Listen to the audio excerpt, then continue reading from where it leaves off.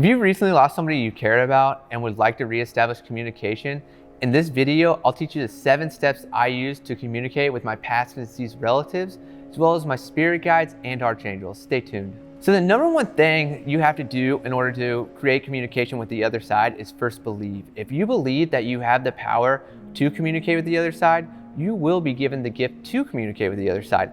It might not happen right away, and you might not know exactly what to look for or to feel for or to listen to, but you will slowly develop the gifts. You almost got to think about it kind of like a muscle. Your intuitive or your spiritual gifts are these muscles that are trapped in our third eye or our pineal gland, in which we have to strengthen them. And you cannot, some people are blessed with the gift of one day being very intuitive and being able to communicate with the other side, but most of us have to learn how to desensitize the veil between reality and the spiritual realm. And the first way to do that is through simply believing.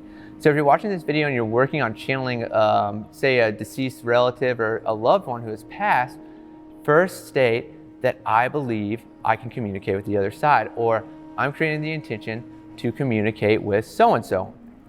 And that's all you got to do for the first step. Number two is almost the second, it's actually the second most important, but the most important is let go of any outcomes that you plan to get from this experience. If you go in and you're like, I just know it. I just know I'm going to be able to talk to them. I'm going to be able to hear them. I'm going to be able to feel them. I'm going to be able to experience this supernatural experience. And you go into this meditation with that thought, you're probably going to witness nothing, because you're going to be so attached to an outcome, you're not going to be able to let that outcome happen. You got to think about it like this piece of paper. If I have this piece of paper here and I'm like, I'm going to communicate with the other side. This is your ticket to communicating with the other side. If you're holding on to it, they're trying to take it from you, and you're like, no, give that back, give that back, give that back. This is the attached outcome I'm having. It's not going to work. But as soon as you let it go, that allows the other side to pick up the message, to create the connection, and to allow the bridge between the spiritual realm and reality to merge. It seriously is that simple, but depending on your zodiac or your personality type, you might have a hard time letting go, especially if this person was really held dear to your heart or you really want to establish communication with them. So the third key to being able to communicate with the other side is simply to know your own energy. If you know your own energy, you're able to differentiate the energy that's coming in, whether that be through clairaudience, being able to hear something, claircognizance, being able to just simply know something, clairvoyance, being able to see something, or just being able to feel a presence of something else that isn't yours. And this is a very exciting trick to know outside of being able to contact the other side, but also just to tap into other people's energy or energy of your environment as you continue to grow this gift. So the fourth key in being able to communicate with the other side is to simply meditate. And in being able to meditate, you're able to, number one, clear your own mind and thoughts, which creates the gap between reality and the spiritual realm, in which you're able to receive messages. Number two, it does help you to know your own energy field and know what energy is yours versus what energy is everybody else's around you.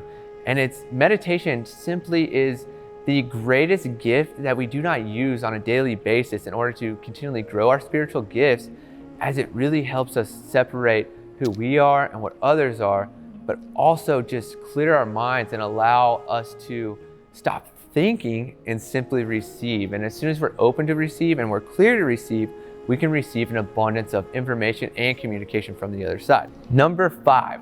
So if you've made it this far in the video, congratulations. This is where I actually tell you the absolute number one key to creating communication with the other side.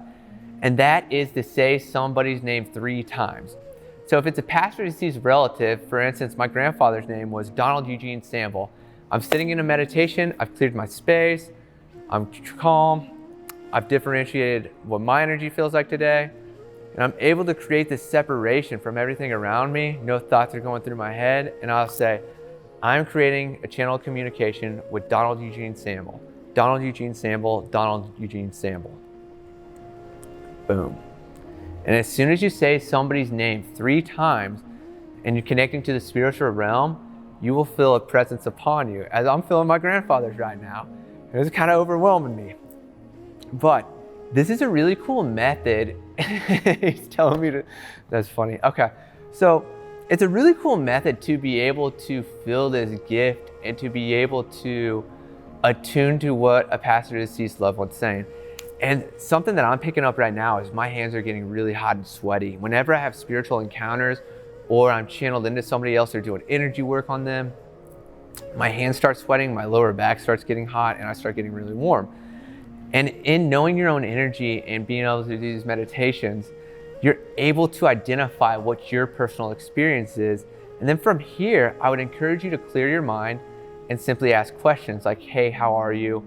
Or give me a sign. Actually, let's do that. Number one, I would tell you to ask them for a sign.